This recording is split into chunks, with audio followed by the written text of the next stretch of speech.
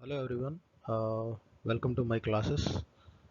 Today we will be dealing with a quick revision of history and like history is very interesting topic in civil services exam. Uh, but there are a lot of sources which tell you about history, but still after sitting in the exam we have a lot of confusions. मतलब क्या होता है क्या मतलब कैसे कैसे हुआ है and that is only because of lack of clarity of the concept, and history is not just facts. Okay. Uh, and every civil service aspirant should know about the history of India. That's why they are kept in the syllabus. And mind me, history is one of the very attractive topics of civil services. Remaining topics तो चलो वो तो थोड़ा boring रहता है, but history is never boring. History is a very very interesting topic, and let's see how things can be done. In this video, we'll be seeing about the uh, from entry of Europeans till 1857 तक हम देखेंगे इस video में, and we'll see all the intricacies involved in this period. मतलब more or less आपको अगर ये video अगर आपने देख लिया तो I think more or less this is enough for the civil services prelims. Even for any other government exams also this will be sufficient, but even then आपको अगर कुछ facts अगर और चाहिए तो you can add your preparation, but I think this is made keeping in mind all the previous year questions related to civil services exam. Okay, we'll start with the entry of Europeans. अब Europeans entry कहाँ से हुआ था, क्यों हुआ था, Europeans का entry India में क्यों हुआ था? The main reasons were their quest to find a new sea route to India. मतलब Europeans are always there are lot of scholars in Europeans. उसमें पोर्चुगीज भी है, डच भी है, फ्रेंच भी है, इंग्लिश भी है. They always wanted to look for new things. One thing is to do trade. They have to find trade routes through sea, and sailors बहुत थे, and they wanted to see what is there in the rest of the world. Okay, they are very adventurous people at that time. So new sea route to India, this was the main reason, and they found the first person was Vasco da Gama. He was a Portuguese traveler. उसने एक sea route find out किया था, and this sea route fetched him a lot. First time he entered through Cape of Good Hope. Okay, and where did he enter? He entered at Calicut, India में जो केरला का coast है, and वहाँ पे जो जमोरिन है, जमोरिन ने उसको अलो किया था. He warmly welcomed Zamorin, and during that time people are during that time people are more fond of exploring other lands for mainly for the trade purpose. So even the king on our Indian side also he welcomed the Portuguese sailor. Okay, and one more reason being, main thing is shipbuilding was prevalent. Mathematics develop हुआ था, shipbuilding develop हुआ था, renaissance develop हुआ था European countries में, and this actually uh, raised the curiosity of Europeans towards India and beyond. मतलब east side of India, anything, right? Columbus discovered America and Vasco da Gama discovered India. That's what they say. And इसमें हमें chronology देखेंगे कि कैसे कैसे Europeans आया था. Just small chronology. पहले कौन आया था? पोर्चुगीज आया था 1498 में. This was very early. By this time even we didn't have this battle of Panipat. अभी मुगल्स का अभी शुरुआत ही नहीं हुआ था. They entered. Okay, and it was more और less it's about trade. They never wanted a political domination in India. Their ideas were never about political dominance. So these were mostly ignored. उसके बाद आया था 1600 में, मतलब 100 साल के बाद डच आया था, इंग्लिश आया था, डेन्स आया था, राइट, फ्रेंच आया था. Just remember in this sequence, right. Just remember in this sequence, Danes is not an important thing. Danes are nothing but people from Norway मतलब स्कैंडिनेवियन कंट्रीज के हैं, and Dutch mostly the today Netherlands. English के साथ major rivalry Dutch का था. Portuguese का तो initially थोड़ा बहुत हुआ था, but English main rivalry was with French and Dutch. ठीक है, हम देखते हैं क्या क्या हुआ है। ये देखिए, ये है हमारा जमोरिन साहब है, ठीक है। This person has welcome Vasco D gamma. अब ये सोचा होगा कि क्या कर लेंगे, यूरोपियंस आ रहा है, व्हाट विल दे डू, यही सोच के अलाउ किया होगा। अब ये he might have never imagine what Europeans can do to the Indian history. This is a small picture of Zamorin and East India Company. Mostly, we will be mostly focusing on East India Company. And East India Company, they started in 1608 with William Hawkins. Slowly, they expanded their factories बोलते थे उस time पे, ठीक है। And slowly how because initially they started quarreling with the local Europeans. East India Company never quarreled with kings initially. On the initial phases, kings के Kings Kings के लिए लड़ाई नहीं करते थे। किंग्स किंग के साथ लड़ाई, वो तो अलग बात हो गया। जब यूरोपियंस के साथ लड़ाई होते थे, उसी टाइम पे किंग्स का सपोर्ट लेते थे। So mostly their rivals were Europeans in the beginning. So Portuguese को पहले ही डिफीट किया था बैटल ऑफ स्वाली पे, सूरत में, in 1612। Portuguese story ended there itself. Portuguese has donated Bombay to East India company. English को बॉम्बे को डोनेट कर दिया था, ऐसे मतलब जो गिफ्ट गिफ्ट बोलते हैं, पूरा बॉम्बे को ईस्ट इंडिया कंपनी को दे दिया था। उसके बाद डच के साथ एक कंटिन्यूस राइवलरी हुआ करता था East India company. There are 4 Anglo Dutch wars. अब ये इतना इंपॉर्टेंट नहीं है एग्जाम पर्सपेक्टिव में, but you just remember Dutch के साथ बहुत राइवलरी चला था ईस्ट इंडिया कंपनी का, ठीक है। And these are the years in which the rivalries has taken place. French के साथ बहुत तगड़ा, मतलब एक फियर्स राइवलरी होता था। Why? Because back in the Europe also the Great Britain and France, they were at war, and here also East India Company and French counterpart were at मतलब regular wars. Uh, and one more major aspect is uh, both are trading persons. Both wanted to trade, so obviously a common interest जब है तो उसमें तो थोड़ा बहुत लड़ाई झगड़ा चलता है, but it resulted in wars, fierce battle. They want to show their supremacy. And on a whole, I would say, or history says, that East India Company was very much successful compared to the all the three counterparts. Portuguese इतना successful नहीं हो पाया, Dutch नहीं हो पाया, French थोड़ा बहुत हुआ था under the captain of under the superiority of Dupleix. Dupleix was a very wise general of French, but उसका भी टाइम खत्म हो गया था। And East India company was almost like a monopoly. European powers में this was like monopoly. And by the time of almost 1647 company had established 23 factories. This is a very, just imagine, मतलब they entered in 1600 के time पे, मतलब 40 साल के अंदर almost they got a foothold of majority of India, right? They established post at Surat, Madras, Bombay and Calcutta, ठीक है। these the major cities। सूरत में हुआ था, मद्रास में Saint George Fort Saint George they built it, Bombay में Fort Williams बोला था, ठीक है। Sorry, Bombay was in Maharashtra, right. Calcutta was, they made Fort Williams, right.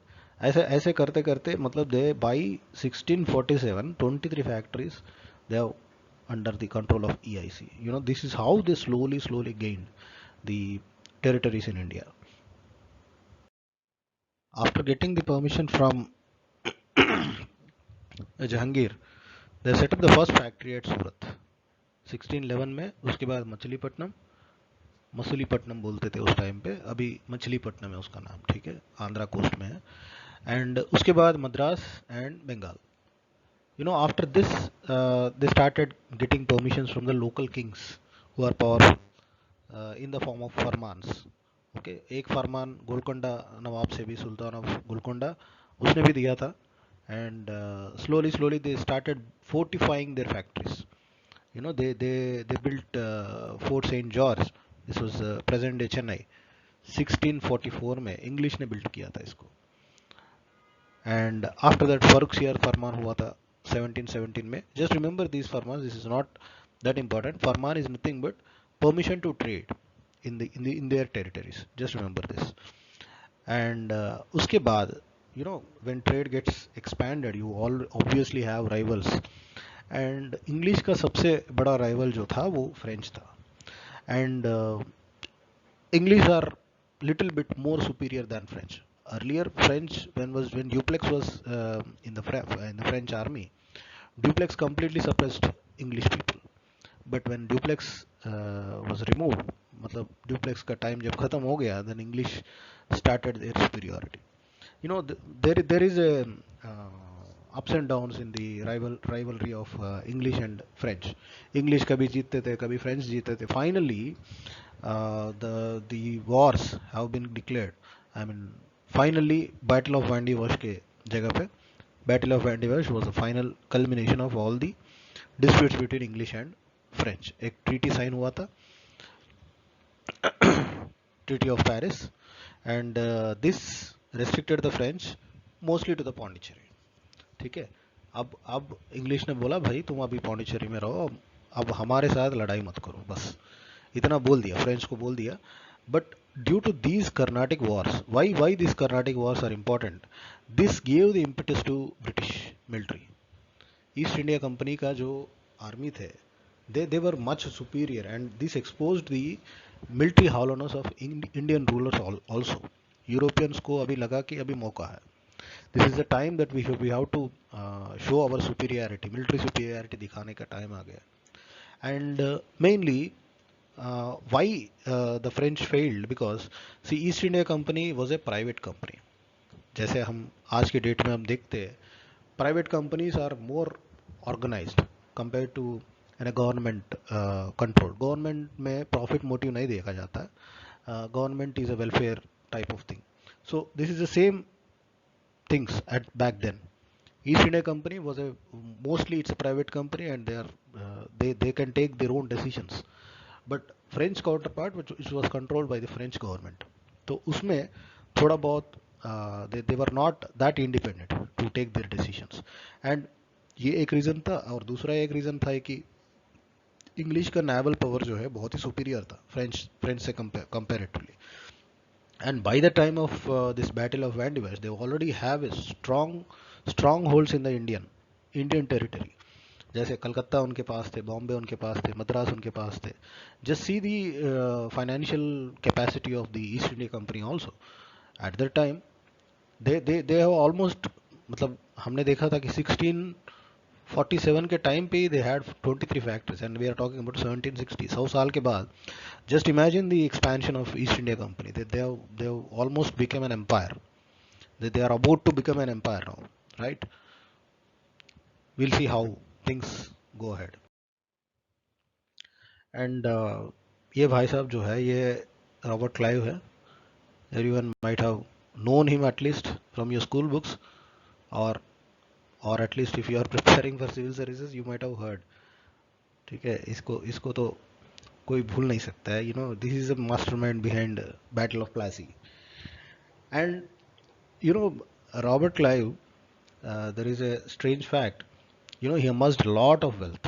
मतलब on a personal note also, they said that runs into some crores of rupees, like individual, and he was around 35 years of age at that time when the battle was happening. 35 years के as में उसने कम से कम उस time के हिसाब से कम 200-300 करोड़ कमा के चले गए लंदन. ठीक है, this is the power of Robert Clive at that time. And he himself said one statement. This is a statement given by Robert Clive.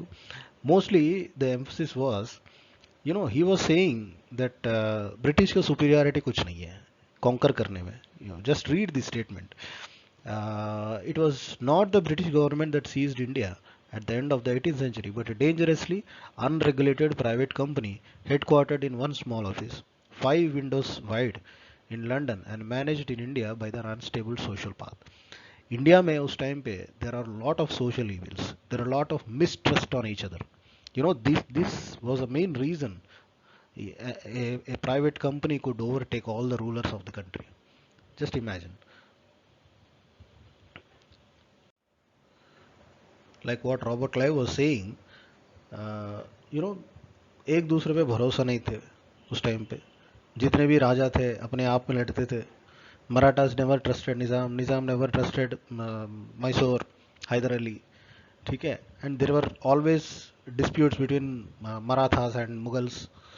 Marathas want to expand their territory. They want to capture Delhi. Delhi में भी अलग सा battles होते थे.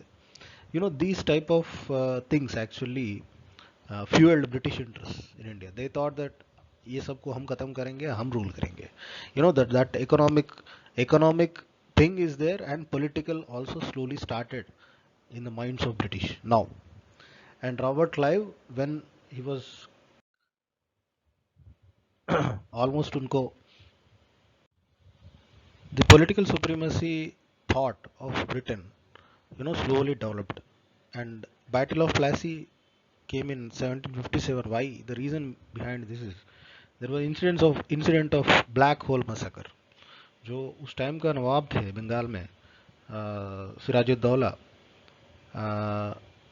उस time पे कुछ अंग्रेज लोगों को पकड़ के एक बहुत ही डार्क रूम में बंदी किया था. And he killed everyone just because they were not going as per the orders of the Nawab. Then the English got very furious and they said that we'll abhi to bhai ladna hi hai. And Battle of Plassey, but this is not the real battle of English. English का superiority इस battle से नहीं हुआ क्योंकि Mir Zafar who was the minister of Nawab already पहले ही हाथ मिलाया था ब्रिटिश से. The Robert Clive has bribed the minister of the opposition party. बस हो गया.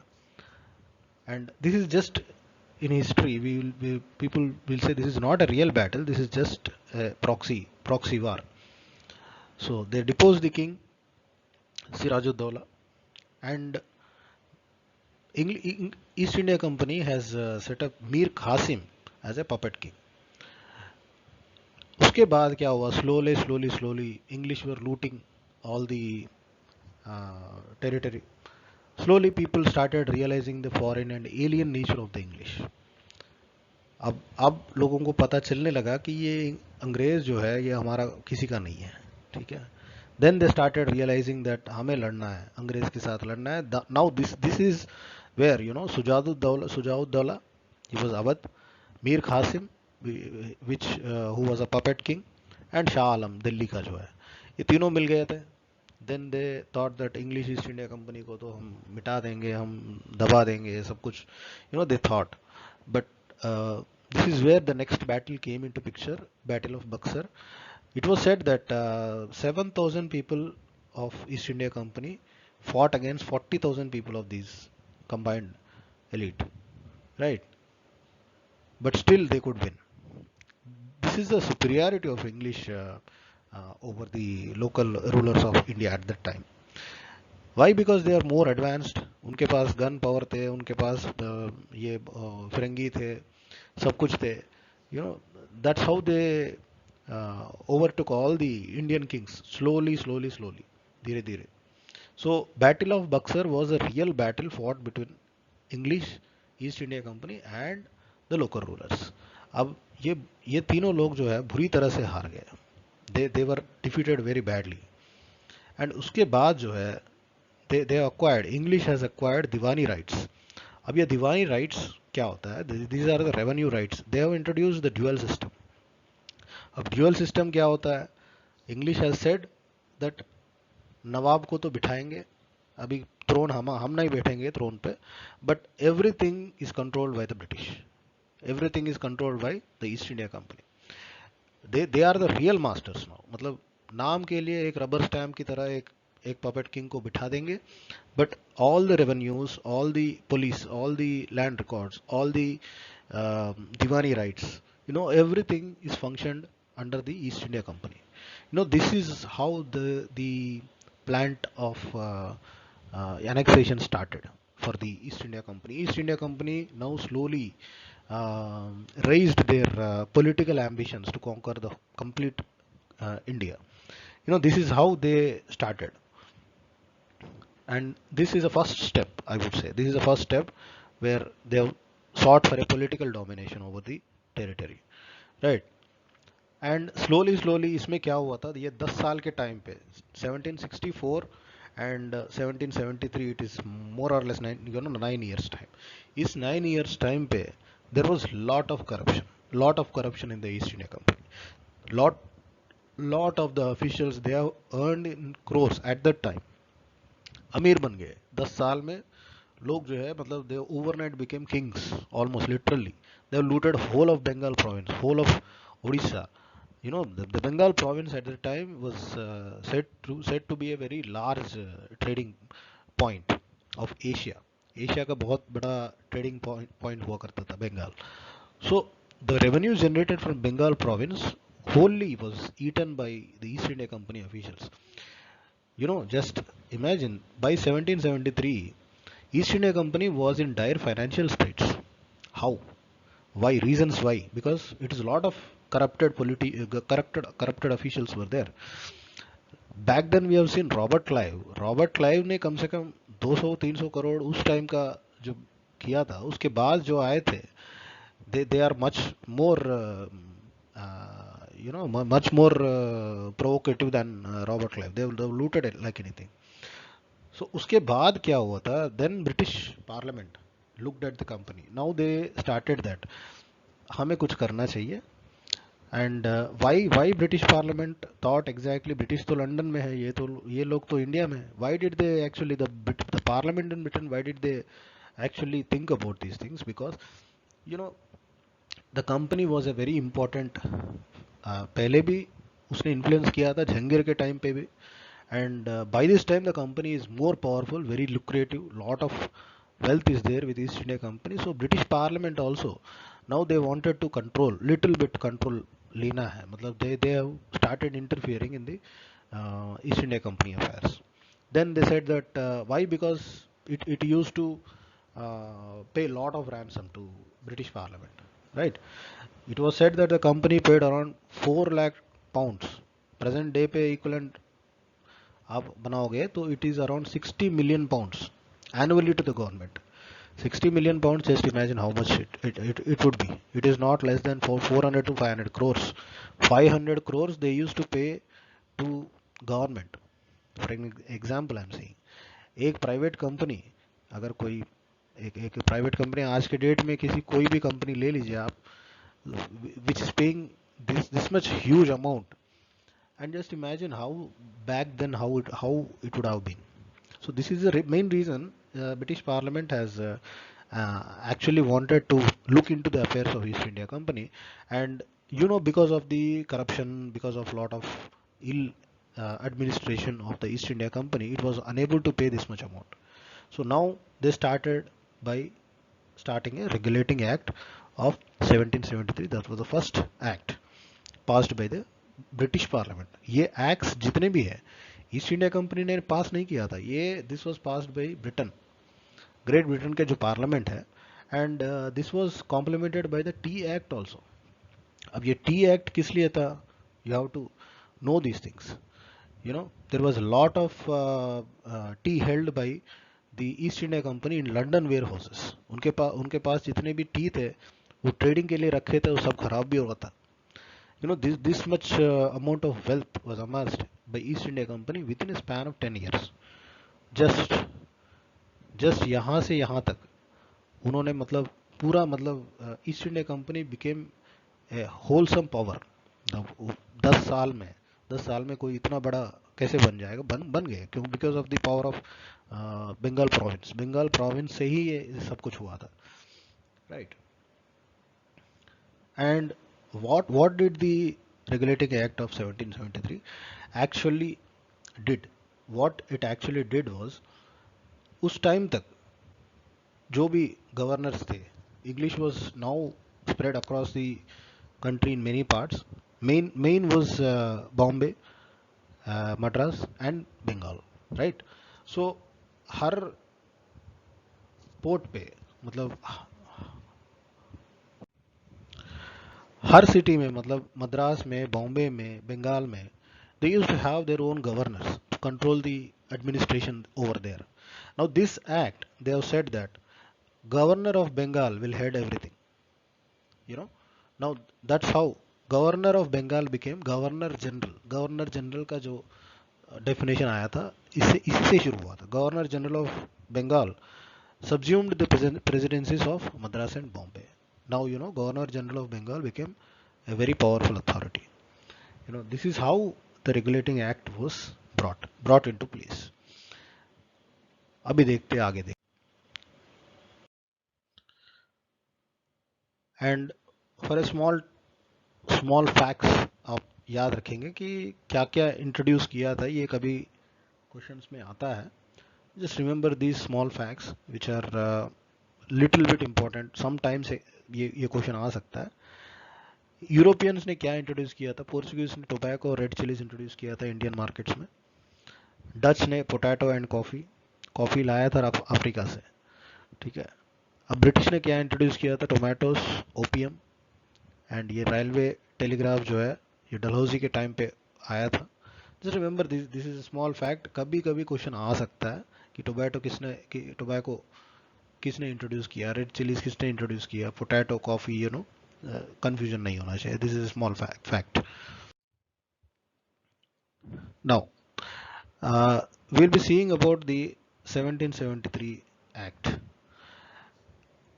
ज़्यादातर हम लोग अगर जाएंगे तो every regulating act, you know, there is a lot of material in that, but we'll be covering more important things about the act. हमारे एग्जाम के रिलेटेड क्या क्या इंपॉर्टेंट हो सकता है एंड हमारे अंडरस्टैंडिंग क्या होना चाहिए हिस्ट्री के हिसाब से, and how it would help our preparation in civil services. You know, these are the main aspects, and I would say whatever has been covered in this video will be enough. I would say this is enough for your preparation. अगर आप ज़्यादा depth में जाएंगे तो that's well and good, but I think at least you should know these things. ये basic things जो मैंने cover किया था यहाँ पे. 1773 एक्ट ने क्या किया था? एक तो गवर्नर जनरल का बना दिया था, गवर्नर को गवर्नर जनरल बना दिया, गवर्नर जनरल ऑफ बंगाल आ गया. उसके बाद एक सुप्रीम कोर्ट एस्टेब्लिश किया था. कहाँ पे? कलकत्ता में. जस्ट रिमेंबर, दिल्ली में नहीं था उस टाइम पे. सुप्रीम कोर्ट जो है कलकत्ता में था. And the first chief justice was Elijah Impey. European थे, ब्रिटिश थे, ठीक है. उसके बाद क्या आया था? 1784 में पिट्स इंडिया एक्ट आया था. Pitt's India act mostly they have to correct what the mistakes have happened in the 1773. उसमें क्या हुआ था?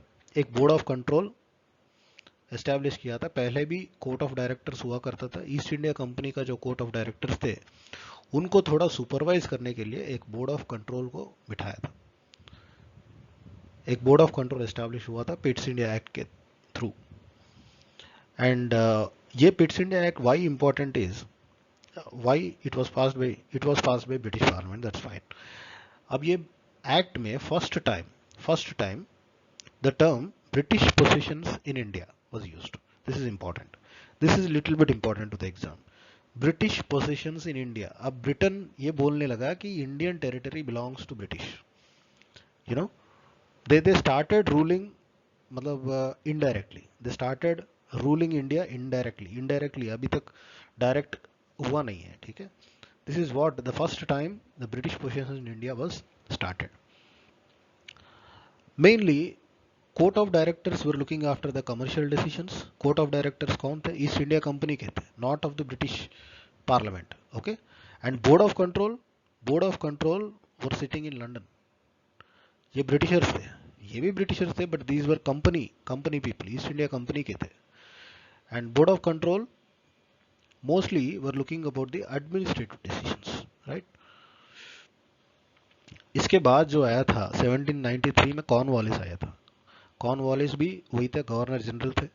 अभी तक जो टर्मिनोलॉजी यूज हो रहा है, this is, you know, governor general of Bengal, governor general of India. उसके बाद वाइसरॉय आया था. तो as of no 1793 still it's governor general, ठीक है, गवर्नर जनरल उस टाइम पे कॉर्नवालिस था। अब ये कॉर्नवालिस ने क्या किया था, he introduced, he was a father of civil services in India, he used to say judicial reforms लाया था कॉर्नवालिस ने। Mostly more then that, he introduce a permanent settlement.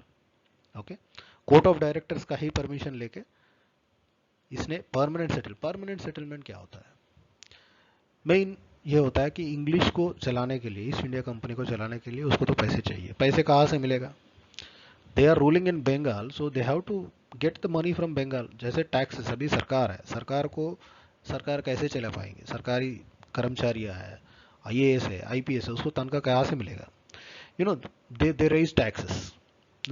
As on today what we say, direct taxes है, indirect taxes है, income tax है, corporate tax है, ये सब जो है कहाँ पे जाता है, कंसोलिडेटेड फंड ऑफ इंडिया में जाता है।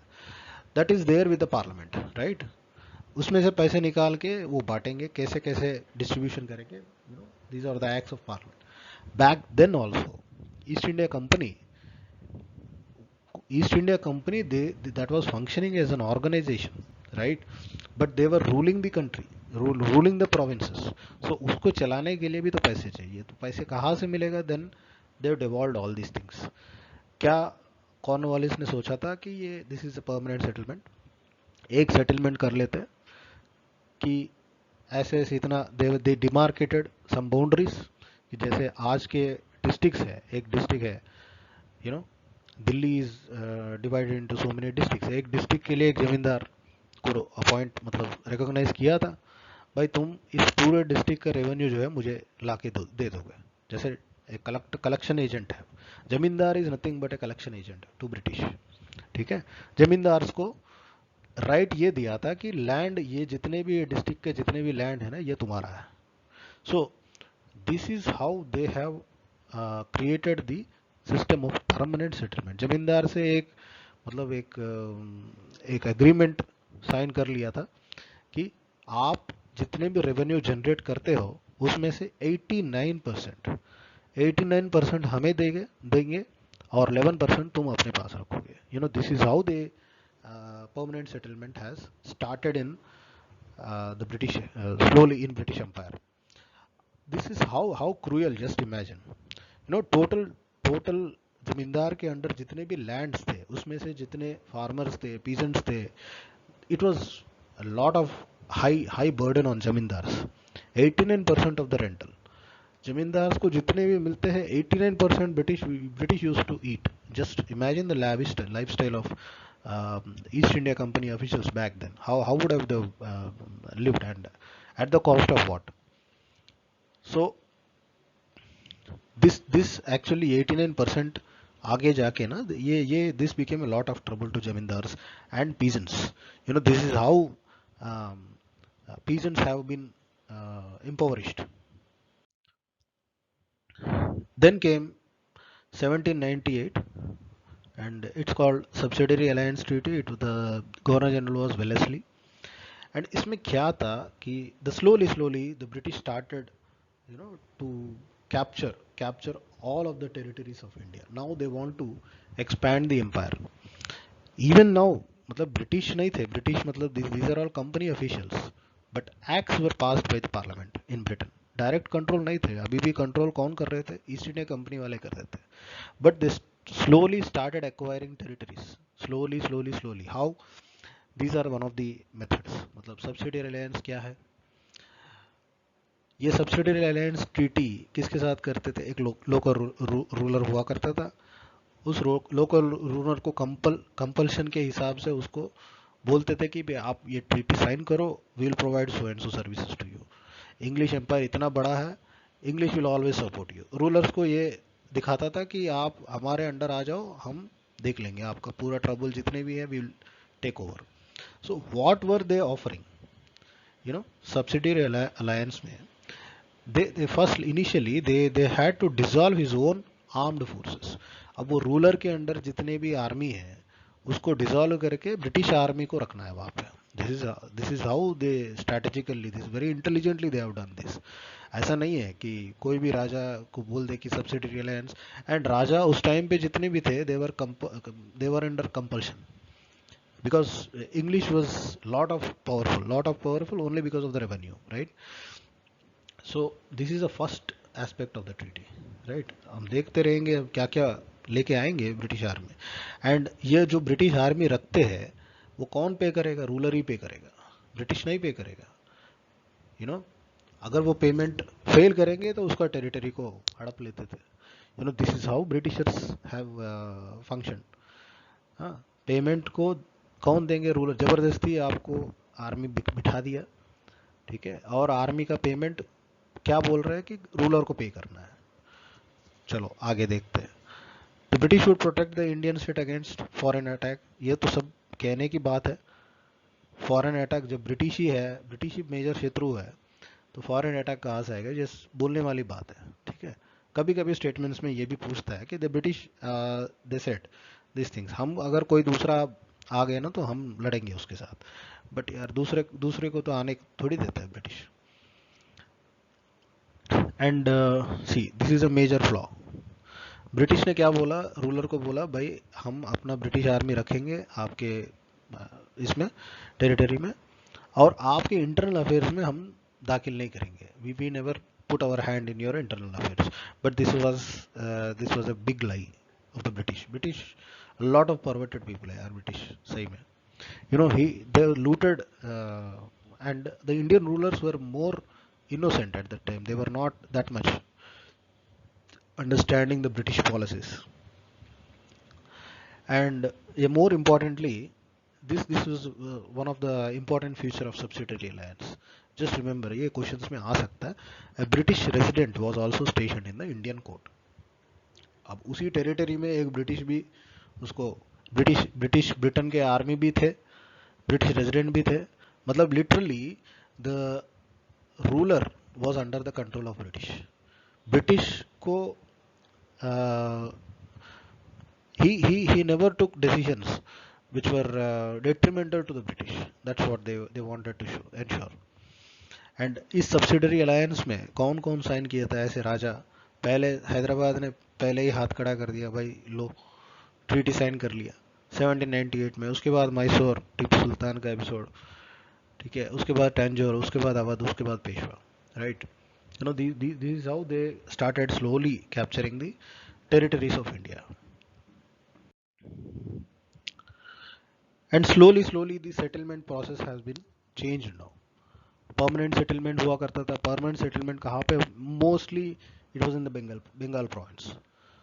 और उसके बाद आया था रायतवाड़ी सेटलमेंट थॉमस मुनरो का। It was in governor, he was a governor of Madras.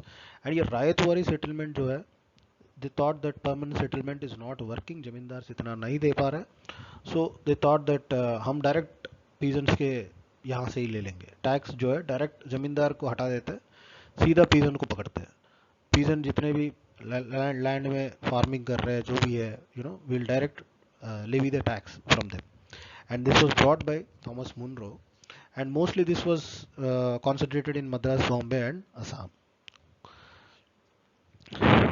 जैसे मैंने कहा था, ठीक है, डायरेक्टली कल्टीवेटर्स के पीजेंट्स के यहाँ से टैक्स लेना शुरू कर दिया, एंड उसको ओनरशिप राइट्स भी दे दिया, ठीक है। They could sell mortgage and gift the land, but the problem is the rates were high. At least permanent settlement में ये कहता था कि 89% दे दो, बट ये रायतवाड़ी सेटलमेंट में ऐसा था कि mostly you know peasants would seek the help of money lenders. Money lenders का कॉन्सेप्ट यहाँ पे शुरू हुआ था। Why? Because they were unable to pay the rates which were prescribed in the Ryotwari settlement. Britishers का जो डिमांड थे वो पीजेंट्स कभी सेटिस्फाई नहीं मतलब करते थे, you know. They were very helpless in that situations. So high taxes, this is a point on that. And इसमें प्रॉब्लम क्या हुआ था? मनी लेंडर्स का कॉन्सेप्ट आया था। Money lenders were the middle man. Peasant आते थे, पीजेंट के जितने भी जमीन थे उसको कागज वगैरह वो रख के पैसे देते थे, and peasants were literally they were converted into slaves. You know peasants were never the owners of the land, you know. नाम के वास्ते ओनर्स थे, बट उनके ऊपर बहुत खर्च होते थे, and Britishers are least bothered about the debts created by peasants. They just want the revenue. That's all.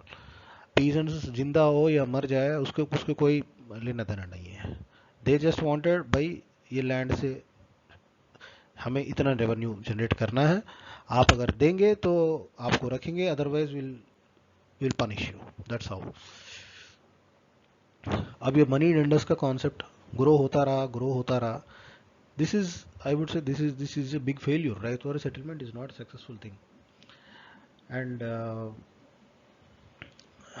Mahalwari system जो है इसके बाद आया था सेटलमेंट्स में, वो that was introduced by William Bentinck.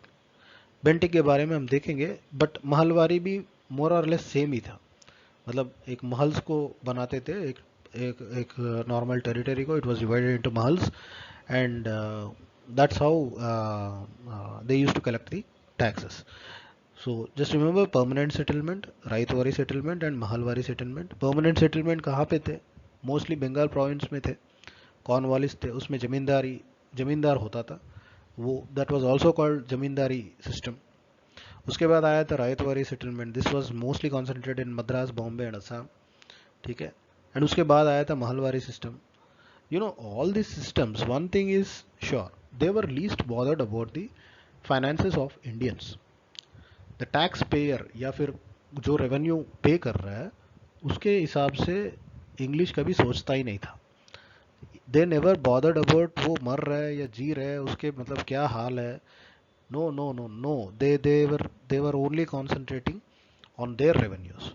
अब हमें कैसे मिल जाए, हम कैसे चलाए, बस यही. देयर नो वेलफेयर का कॉन्सेप्ट था ही नहीं उस टाइम पे. ठीक है. उसके बाद slowly charter acts started coming in. हमने लास्ट एक्ट कब देखा था? 1793 में एक कॉर्नवालिस का हुआ था. उससे पहले 1773 रेगुलेटिंग एक्ट हुआ था. एवरी 20 साल, हर 20 साल के बाद एक चार्टर एक्ट होता है. So what this charter acts have done actually. Charter act of 1813 क्या हुआ था कि they now British Parliament, now they wanted to stop the control of East India Company on the Indian territory. अब British Parliament, they are starting expanding their empire. मतलब colonial का concept आ रहे थे, colonialization, colony बनाना, ये सब हो रहा था. एंड इंडिया में ईस्ट इंडिया कंपनी का ही मोनोपोली चल रहा था. मतलब किसी दूसरे को आने नहीं देते थे वो. East India Company is just like a private entity. They were not allowing any other private entity even from Britain. तो उस टाइम पे एक ये भी आया था नेपोलियन बोनापार्टे. उसकी वजह से British has suffered a lot. So British merchants उस टाइम पे जितने भी लंदन थे यूरोपियन थे, जो बिजनेस करते थे, they found that India is a good destination. India में जाके बिजनेस खोलेंगे, but they need to have permission to do that. अब वो लोगों को परमिशन था नहीं. They started pressurising the British parliament कि आप ये बनाओ कि ईस्ट इंडिया कंपनी के अलावा भी हम भी घुस जाएंगे, हम भी बिजनेस करेंगे, हम भी अपना रेवेन्यूज जनरेट करेंगे. They started pressurising the British parliament. This is how the charter act of 1813 was framed. So the charter act of 1813 ended the British monopoly in India. Now British monopoly end का मतलब क्या है? मतलब British merchants other than the East India company, they are also starting to trade with India, okay, under the strict licensing. But ये हुआ था कि trade in tea trade में the rights were given only to East India company, and trade with China. ये दो चीज जो है exclusively for East India company अभी रखा गया था इस एक्ट के अंदर. ओके. एंड इस एक्ट में ब्रिटिश ने क्या सोचा था कि पहली बार कि ये सोचा था कि 1 लाख रुपए जो है हम रखेंगे एजुकेशन के लिए. किसको एजुकेट करना है? लोकल्स को. इंडिया में जो लोकल्स है उनको हम एजुकेट करेंगे and will just uplift them. This was initially the thought like this. मतलब 1 लाख रुपए सेट करेंगे. And they started permitting Christian missionaries to propagate English and preach the religion. ये क्रिश्चियन मिशनरीज का कॉन्सेप्ट भी एंटर हुआ था यहाँ से. And before this they were saying like religion पे हम ज़्यादा ये नहीं करेंगे, सेक्युलर टाइप ऑफ थॉट्स हुआ करता था. But slowly slowly their thoughts have changed. Now they started seeing Indians as very low class people. That's how they started. वो चाहता था कि ये सब क्रिश्चियंस में कन्वर्ट हो जाए. वो चाहता था कि इंग्लिश एजुकेशन लेके आए. This was also one of the reasons for the 1857 revolt. They started, people were fearing, मतलब हमारा रिलीजन कहीं खो जाए. People were fearing.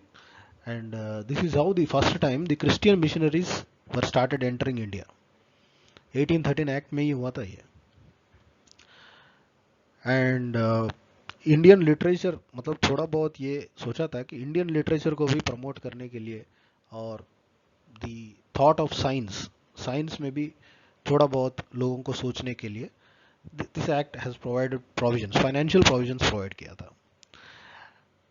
एंड इसका टाइम यह है कि 20 साल, मैंने बता दिया 20 साल तक. You know But this is the important point. Company was to retain the possession of territories and the revenue for 20 years more. ठीक है.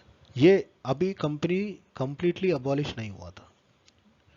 कंपनी को अभी अबॉलिश नहीं हुआ था. This is the same point which was asked in previous years exam also. ऐसे छोटे छोटे पॉइंट्स पूछते हैं. You know British Parliament was not controlling the revenues of East India Company or revenues of India at this point of time. 20 साल extension किया था.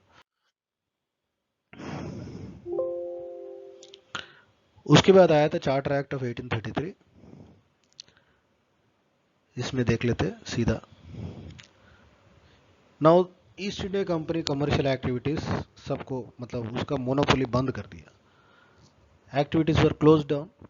Now East India company will be functioning as an administrative body. ठीक है, of the British positions.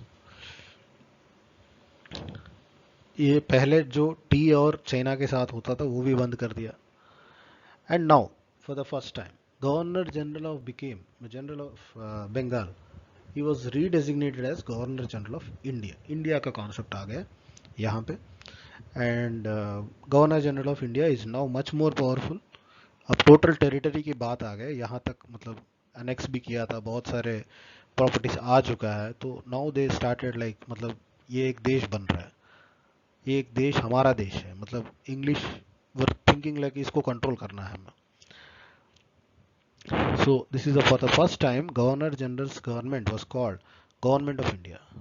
Government of India. ठीक है. So this is how they started thinking about it. Indian Council, and the council was called Indian Council. A law commission भी propose किया था. So based on this only the first law commission Macaulay, and he was appointed as a law commission member, headed.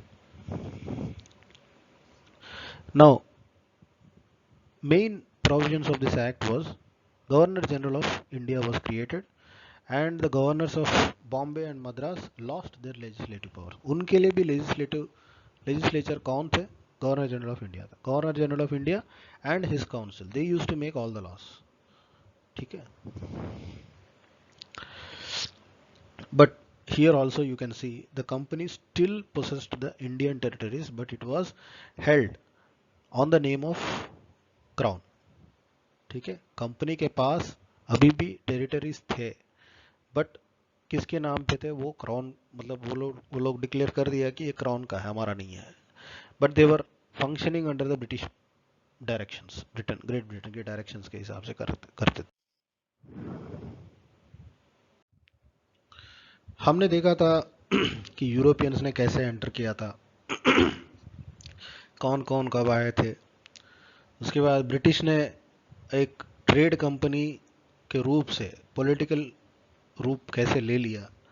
We have seen the charter acts 1773 का, 1793 Cornwallis का जो reforms थे, and Wellesley का subsidiary alliance. उसके बाद Bentinck का भी देखा हमने 1833, 1813. 1833 के जब आए थे English east India company, commercial interest was closed completely. ठीक है. नाउ मेन, मतलब the real Britain started controlling. And इसी टाइम पे हम इंडिया में क्या होते थे, जस्ट विल सी। इंडिया में there were social religious movements. Why because people are so backward. People के पास, लोगों के पास पैसे नहीं होते थे, because of the settlements introduced by the British. British were growing at the cost of Indians. British के पास जितने भी they were enjoying the lavish life style only because Indians के जो पैसे से वो लोग ऐश करते थे, ठीक है। सो Indians were very poor and they started believing in superstitions. There are a lot of social evils in the society back then. And उस social evils को control करने के लिए social reformers आते थे, you know. And at least from the exam point of view, we have to remember few social reformers which are otherwise also very much important in Indian history. आपको as a civil service aspirant also you should know these things. मतलब ये social reformers है कौन, मतलब किस लिए आया है। For example today we are seeing lot of social evils in the society, how people are reacting, political groups how they are reacting, media how they are reacting. You know, back then, just imagine, at that time there was no media. At that time only papers were there. Papers also very nascent stage में थे.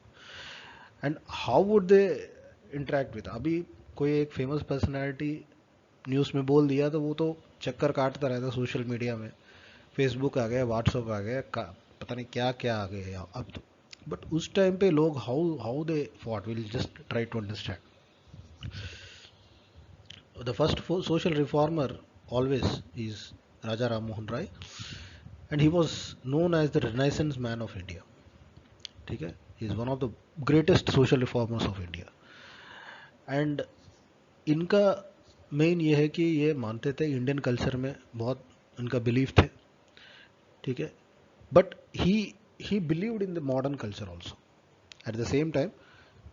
ही didn't blindly कोई भी चीज़ follow नहीं करते थे।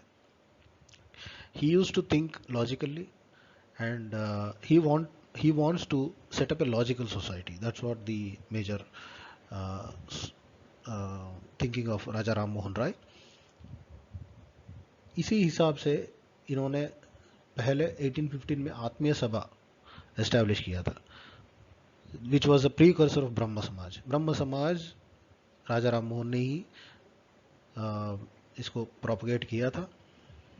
What is a ब्रह्म समाज? मतलब एक छोटा सा एक ऑर्गेनाइजेशन समझ लीजिए, या फिर कोई छोटा सा ट्रस्ट समझ लीजिए। एक छोटा सा क्लोज्ड एंटिटी था उस टाइम पे, 1815 के टाइम पे। The main theme is propagate monotheistic doctrines and political issues क्या है, जैसे ये रेगुलेटिंग एक्ट आ गया, ब्रिटिश ने क्या क्या कर रहा है, ब्रिटिश का जुडिशियल सिस्टम क्या है, ब्रिटिश का एडमिनिस्ट्रेशन सिस्टम क्या है, वुमेन एजुकेशन कैसा है, वुमेन का जो एम्पावरमेंट कैसा है। उस टाइम पे वुमेन का स्टेटस बहुत ही गिरा हुआ था सोसाइटी में। There was no equality between men and women, and women were not given enough rights. Forget about right to speak. Women were literally like, you know, they don't have much rights. इसलिए तो ये women education के लिए बोलते थे तो तुम पढ़ोगे, you know. The traditional society also never allowed women to study. They never allowed women to roam in the society. They never allowed women to expose their ideas. You know, this is how the society was back then. तो इसके खिलाफ में राजा राम मोहन रॉय के ideas थे, and there was a heinous evil in the society, sati. तो he generally all his life he wanted to abolish sati. सती क्या होते थे कि जब जब लड़की शादी करते थे, और उस टाइम पे चाइल्ड मैरिजेस होते थे, मतलब 11 साल 12 साल की लड़की को 60 साल के आदमी से शादी कराते थे, and that fellow use to live for 10 और 12 years and he use to die. And ये जब लड़की जो है 20 साल या 25 साल तक पहुंच जाती है, by the time she would have been a widow. And these type of practices जब वीडियो बनते थे उनको सीधा जाके जलाते थे. Just imagine the cruelty of the society back then. मतलब कोई लॉजिक नहीं था. This was a custom. This was a custom and people used to follow it very blindly.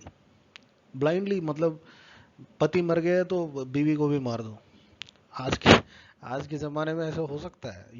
Nobody even think about these things, but at the time these things existed. इसीलिए अंग्रेज को लगते थे कि Indians are very backward. They always used to downgrade, they down look upon Indians. Why? Because of all these evil practices. लोग उस time पे मानते थे कि अगर दो बकरी को बलि चढ़ा दिया तो कुछ अच्छा हो जाएगा. There are a lot of malpractices, ill practices of the Indian society back then also. And sati is a highly degradable act of the society back then. And Raja Ram Mohan Roy जैसे लोग आए थे, and because of his efforts only sati was abolished. Bentinck was very much influential in this. ठीक है. And the Brahma Samaj ideas, and there were many people behind who supported Raja Ram Mohan Roy's ideas, and this culminated the sati system, which was a very evil and heinous system of the society back then. ठीक है. And mainly हम देखते हैं कि ब्रह्म समाज का जो philosophy है वो it's based on Upanishads and Vedanta. And 1828 में आत्मीय सभा फॉर्म किया था. Remember this fact. ये जहाँ पे जो बताया था, ही believed in the principle of Vedanta, and ये रीज़न को बिलीव करते थे. He was a very logical person. ऐसा नहीं है कि किसी ने बोल दिया कि भाई दो बकरी को काटना है, दो बकरी को चढ़ाना है, तो he was against these things. ठीक है. He was logically, he was a very logical person. He पूछते थे कि भाई क्यों काटना है, बताओ बकरी को काटने से क्या हो जाएगा, बताओ. सती सती सिस्टम है, जब पति मर गया तो इसको भी मारने का क्या मतलब लॉजिक है, बताओ. साइंटिफिक रीजन बताओ मुझे, क्यों मार रहे हो इनको. She is also having a right. These type of thoughts Raja Ram Mohan Roy के थे. But fighting the society is not an easy thing at that time. It is much difficult than fighting with British, because people are very very orthodox. Even Brahmins, highly educated people, used to follow the sati system. Just imagine.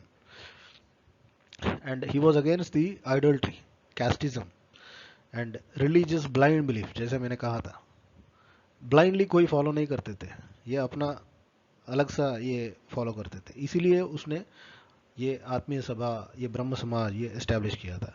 And he believed in formless worship. मतलब idol worship नहीं करते थे. जैसे मंदिर गया, भगवान दिख गया, एक मूर्ति बना हुआ है, ऐसे मूर्ति को ये बिलीव नहीं करते थे. ही believed in only one God, and he believed in formless worship. ठीक है.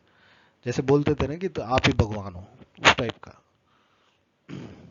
God is not in the statues, God is in the God is everywhere. This is a kind of monotheism.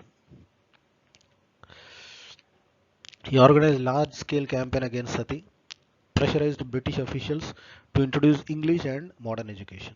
Educational activities के ऊपर भी राजा राम मोहन राय ने यही सोचा था कि people should be educated.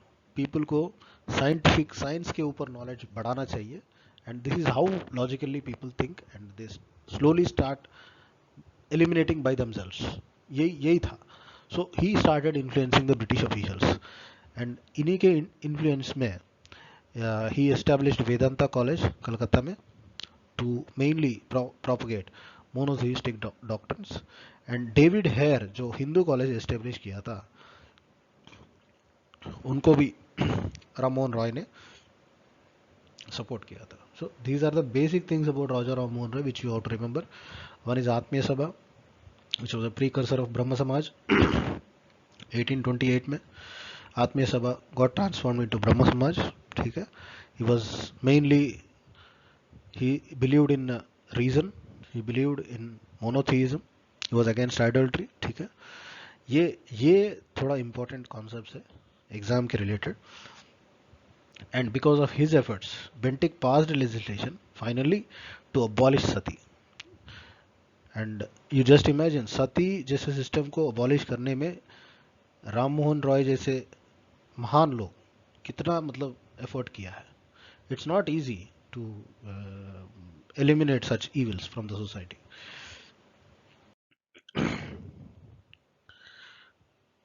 सो राम मोहन रॉय के जो मेन माउथ पीस थे वो संवाद कौमुदी के नाम से थे. This was the first vernacular magazine to discuss political issues. ये आप नोट कर लीजिए.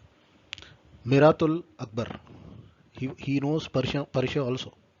Ramon Rai, he was a very intellectual person, very intellectual, highly. ठीक है, वो पर्शिया भी जानते थे, उर्दू भी जानते थे. ठीक है, एंड है ही तो Bengali. He knows English, he know French, foreign languages भी जानते थे. He was a exceptional personality, I would say. And he wrote a book on precept of Jesus also at that time. उनके बाद ही ये सब लोग आए थे. ठीक है, राजा राम मोहन राय. एक्चुअली हाँ, इसमें ये था कि राजा का टाइटल किसने दिया था, एक क्वेश्चन आया था ये बहुत बार. Generally not in UPSC, in other exams. Raja का टाइटल अकबर टू ने दिया था. अकबर टू जो किंग था, मुगल किंग था, अकबर टू ने राजा का टाइटल दिया था राम मोहन रॉय को. And just to discuss the pension of Akbar to the king. उस टाइम पे मुगल को पेंशन दिया दिया जाता था. इंग्लिश ने सब हड़प लिया और बोला कि भाई तुम जाके बैठो, हम पेंशन दे देंगे तुमको. मुगल किंग को पेंशन देना शुरू कर दिया इंग्लिश वाले ने. तो इसी बात पे डिस्कस करने के लिए लंदन चले गए एंड उनका निधन वहीं पे हो गया था. So he never return back from London again. And उनके बाद जो आया था Debendranath Tagore. Devendranath Tagore is one of the most famous personalities at that time, and he was a very very powerful person.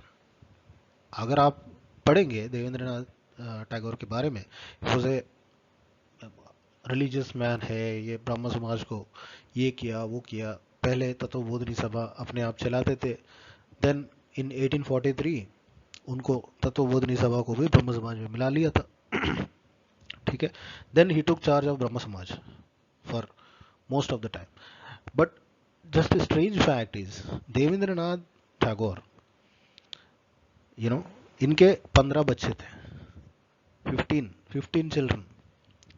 अब ये 15 चिल्ड्रन में मेजर पर्सनालिटीज हम देखेंगे तो Satyendranath Tagore was the first civil servant of India, first Indian civil servant. बहुत ही मतलब इनके बच्चे जितने भी थे ना, मतलब ऑसम, मतलब एक्स्ट्रॉर्डनरी थे. ठीक है, इनके 15 बच्चों में से at least 4-5 people were extraordinary people. One is Satyendranath Tagore, he was the first Indian civil servant. उसके बाद आया था Rabindranath Tagore. Rabindranath Tagore was a Nobel laureate, Nobel prize लिया था. Just imagine how his kids were. 3-4 लोग और थे but names are not important. एक साइंटिस्ट थे उसमें. ठीक है, उस टाइम पे साइंस के ऊपर रिसर्च करते थे. एक वो ये न्यूज़पेपर एडिटर थे. ठीक ठीक ठीक है. तो Devendranath Tagore is a name to remember, just imagine. And उसके बाद केशव चंद्र सेन आया था and he started Bharatvarshiya Brahmo Samaj in 1866. These are all the social reforms. अभी हम रिवोल्ट के पास आ रहे हैं, but just want to say revolt के टाइम पे क्या क्या हुआ था. I just want to say social reforms कैसे कैसे थे. एंड उसके बाद प्रार्थना समाज हुआ था 1867 में, Atmaram Pandurang. And prominent leaders of this Prarthana Samaj was M G Ranade. He was a mentor of Gopal Krishna Gokhale. ठीक है, ये आप ध्यान रखिए. मद्रास में ये वेद समाज हुआ था. It's not that significant but just remember these names. Sridharalu Naidu. These are all influenced by KC Sen. But KC Sen, Keshab Chandra Sen, इनका जब क्या हुआ था, ये खुद मतलब प्रीचिंग्स तो बहुत बढ़िया बढ़िया देते थे. He was more incline to Christianity also. But when in 1878 इनका जब खुद का जब डॉटर का शादी कर रहे थे, he was doing a child marriage. Then he all his followers was completely abandon him. भाई तुम तो बहुत बड़े बड़े बात करते हो, बट जब खुद का बेटी का शादी आ गया तो तुम you are not following that. No, this is how they have abandoned Kesav Chandra Sen. these were the social strata at that time. And उसके बाद आया था आर्य समाज 1875 में. अब आएंगे इसमें डीपली जाएंगे हम. On the face of it you just remember it was started with Dayanand Saraswati and ये वेदास में बहुत बिलीव करते थे. ही यूज्ड टू से वेदास आर इनफैलिबल. ठीक है. And these were the Arya Samaj systems. So this is the social strata of uh, India at that time. During the time of revolt के time पे ही मैंने जितने भी लिया है, these are all during the time of revolt. Now comes the next Charter Act of British Parliament 1853 का Charter Act जो है. एंड इसमें मतलब हम देख लेंगे, फटाफट देख लेते हैं, क्योंकि not everything is required to remember, but few things आप थोड़ा बहुत रिमेंबर करेंगे तो चल जाएगा. ये 1853 एक्ट में ये क्या हुआ था, governor general in council expanded to 12, earlier 6 थे. ठीक है. And now they have turn into 12 governor general. उसके बाद ये सिविल सर्विसेज का बात चला था यहाँ पे. This was the beginning of civil services. ठीक है. They have deprived the powers of court of directors, क्योंकि already East India company commercial interest were lost. Now the it became an administrative organ. तो East India company का से जो है उसका influence जो है वो अपॉइंटमेंट्स में कम कर दिया था. Now they started thinking about conducting an exam. Civil services का एग्जाम का जो मतलब मूल जो है यही से आया था, चार्टर एक्ट ऑफ 1853. ठीक है. This was the birth of civil services which was thrown in open competition. And उस टाइम के सिविल सर्वेंट्स बहुत पावरफुल होते थे, उनके पास काफ़ी पावर होते थे. कॉर्नवालिस ने और भी ख़त्म कर दिया था, but before Cornwallis a collector used to have judicial powers, he used to have legislative powers, he used to have executive powers. तीनों पावर्स एक ही आदमी में होते थे. वही एक्ट बनाते थे, वही जेल में डालते थे, वही पुलिस था, वही सब कुछ था. तो that was very he used to rule like a monarch. That was very dangerous. इसलिए कॉर्नवालिस आके सेपरेट कर दिया था. इसलिए he did a good job at back then. ठीक है. Then we'll see. उसके बाद आया था कौन, द फेमस डलहौजी. डलहौजी ने डॉक्ट्रिन ऑफ लैप्स का यूज़ बहुत ही भयंकर तरीके से किया था. Doctrine of lapse was not introduced by Dalhousie, just remember this. ठीक है. डॉक्ट्रिन ऑफ लैप्स जो है डलहौजी से पहले भी थे. डॉक्ट्रिन ऑफ लैप्स के अंदर बहुत सारे टेरिटरीज को कैप्चर किया था ईस्ट इंडिया कंपनी ने, but doctrine of lapse was made famous bye Dalhousie. उसने क्या किया था, सतारा को, संभालपुर, नागपुर, झांसी, उदयपुर, सबको हड़प लिया था. Doctrine of lapse. And Awadh was widely on the protect of miss governance. मतलब अवध में लोग सही से रूल नहीं कर रहे बोल के उसको हड़प लिया. Britishers were very cruel at this point of time. ठीक है. मतलब दे वर never thought about the feelings or emotions or the ideas of Indians. Indians को तो वो इंसान ही नहीं मानते थे उस टाइम पे. इवन राजा जितने भी थे, राजा थे, जमींदार थे, they were made like slaves. जमींदार को भी बोलते थे भाई इतना दे दो तभी तो तुम्हारा जमींदारी बचेगा, नहीं तो तुम भी मर जाओगे, तुम्हें भी मार देंगे हम लोग. This type of cruel attitude was there. That's why the revolt. And all this video, this was just a precursor for the revolt. Revolt को हम अलग से हैंडल कर लेंगे बहुत अच्छी तरह से, उसके लिए अलग से हम बना देंगे video. But these are all precursors to revolt. 1857 से पहले जो हुआ था ये, like was saying, a small मतलब डॉक्ट्रिन ऑफ लैप्स लगा के 1824 में ही हड़प लिया था. किसको? Princely state of Kittur, the present day in Karnataka. Belgaum के पास थे ये. ठीक है. तो कित्तूर को ये लोग दे कैप्चर्ड. ठीक है. Queen Chennamma was taken over by the East India company by imposing doctrine of lapse. अभी हम फटाफट देख लेते हैं एक एक गवर्नर जनरल किसके लिए फेमस है. And most important aspects have been covered here. ठीक है. And not everything you have to remember. In history, lot of facts are there, lot of facts. But main facts which are important you have to remember at least. Okay, Warren Hastings, इनके time पे regulating act 1773 आया था. Governor became governor general of Bengal, और बंगाल के under Madras और कलकत्ता आ गए थे. ठीक है. And supreme court was established at Calcutta. Elijah Impey was the first chief justice. Cornwallis के टाइम पे he was a father of civil service reforms and police reforms. ठीक है. जुडिशियल पावर्स वर सेपरेटेड, जैसे मैंने कहा था, फ्रॉम एग्जीक्यूटिव. एंड 1793 का act का प्रीकर्सर बना था ये. ठीक है. Wellesley subsidy alliance treaty we have seen in detail. William Bentinck के टाइम पे देखा था कि social evil, major social evil which was sati, it was abolished completely.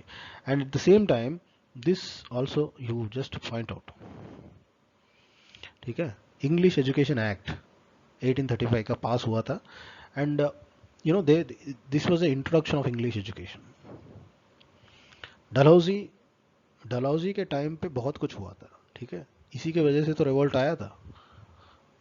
Doctrine of lapse, this was one of the major reasons for revolt. ठीक है. This is one of the major reasons for revolt. But on a good note, these things were also beneficial for India. Railway lines, Bombay to Thane, first railway line. Telegraph lines were established. Charles Wood Dispatch. ठीक है. This was called the Magna carta of Indian education. English education यहाँ पे introduce किया था, but इनके time पे जो Magna carta आया था वो लोग बताया कि अभी people are not very much inclined towards English, so let us encourage the vernacular languages also. vernacular education को promote किया था. एंड विडो रीमैरिज का भी हुआ था. विडो रीमैरिज में जैसे राजा राम मोहन रॉय ने कोशिश किया था to empower women, to abolish sati. Ishwar Chandra Vidyasagar, he was also very instrumental in promoting this act. He fought a lot for widow remarriage. ठीक है. बोलते थे कि उन दिनों में कि girls and women status was very much degraded once they become widows. जब विडो होते थे, the poor families they use to get, मतलब हेड को शेव करते थे, उनको पूरा एकदम मतलब एक वाइट साड़ी में बिठाते थे. दे वर ट्रीटेड लाइक, मतलब they are not even treated like humans. ठीक है. एंड मेनी पुअर पीपल, उनका गुजारा चलाने के लिए they use to become prostitutes. There were pure facts on this also. ये इस टाइम पे there was a fact like Kolkata use to have around 12 to 14,000 prostitutes in the city.